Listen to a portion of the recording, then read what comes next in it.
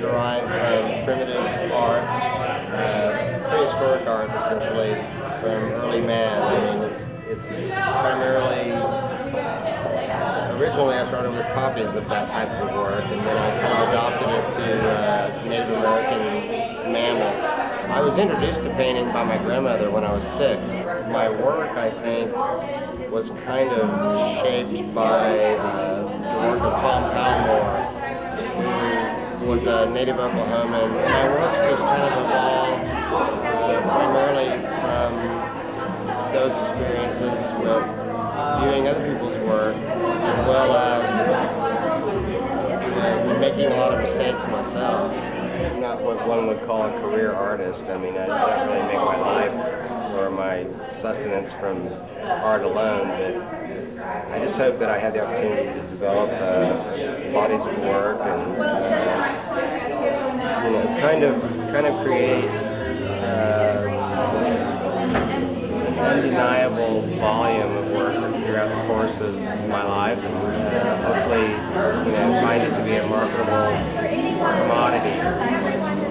So has this been a good? Has this show been a good experience for you? This exhibit? Yeah, absolutely. Yeah, it's kind of it's a homecoming necessarily. I mean, it probably has a more social bent to it than it does a commercial bent. You get to come home, see your family, see your friends, see where you're from, and hopefully identify who you are. I'm grateful that someone has some interest, and I hope that they continue to do so. Your mind is always going. It's always continually progressing. When you see an object, how can I use it? And Eddie's famous for that, is putting objects that normally are for one purpose and using a second purpose for them and creating something else with them. That bird feeder is badass. The bird feeder? Yes. Well, it's a bird bath. Sorry, bird bath. That's all right. We'll let you go with that. It's a bird bath. Bird bath. Okay. It's a combo bird bath, and it's a little condo unit for a bird. Well, yeah, I saw the food in there. That's why I probably thought that. Yeah, you can use it as rental agreement. Do a 6-month rental agreement per bird. Kind of thing. It's in Eddie Meyer's work. He's used a hubcap, which anyone else would pass along the way and not see what he sees. And he saw it as the old inverted mirrors in the grocery store as a reflective quality, and then using different backgrounds to promote that success as coming into a three-dimensional object, protruding from the wall, and then actually creating a piece of art from something that's been thrown away. Shelby Stone works he's gone through a lot of changes in his work, like any artist does, and molds and moves and continues to grow. He goes from one piece to another, which is his work mainly derives itself from primitive cultures. One of his most powerful pieces is the 2 fighting horses. I mean, they're the most compelling pieces. I think it's one of his most serious pieces that he's ever done as far as the power is concerned within the piece. The 2 fighting each other at the same time and creating its own dynamics, and it's a simple placement of one piece one structure and movement coming into the other, which creates that power. My work is simple as this, is that with any kind of life experience that we create with ourselves, we have the factual information and then we have the emotional content. And with photographs, I represent some kind of factual information, and with paint, it represents the emotional experience that happens within the factual information. Therein lies life experience, because without one, you can't have the other. And that's plain and simple in all of my work. And I've always used photography in either a subject matter or palette color, just to represent there is a bit of fact with any emotional experience. What do you want to know about me? What do I want to know about you? And why? And why do I want to know about you? Yes. Because I think promoting art is important, and the media form that I'm in, I think, can help promote other artists. All right.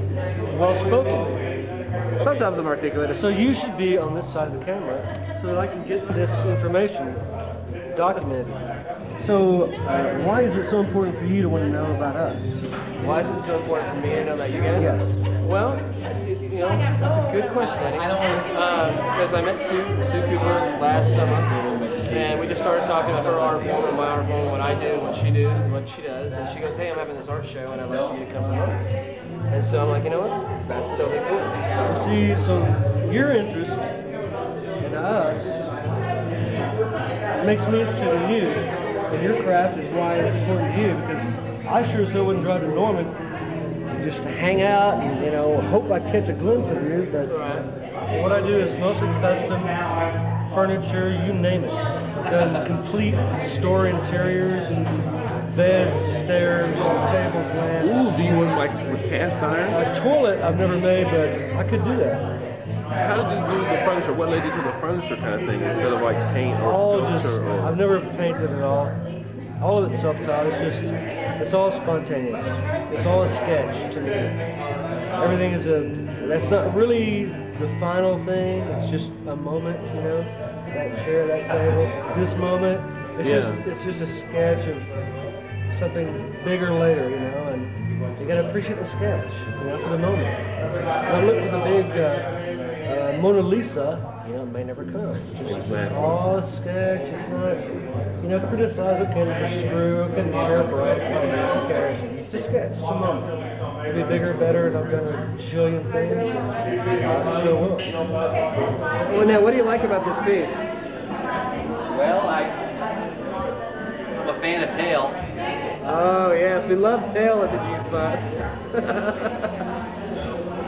Look at that big equipment up there.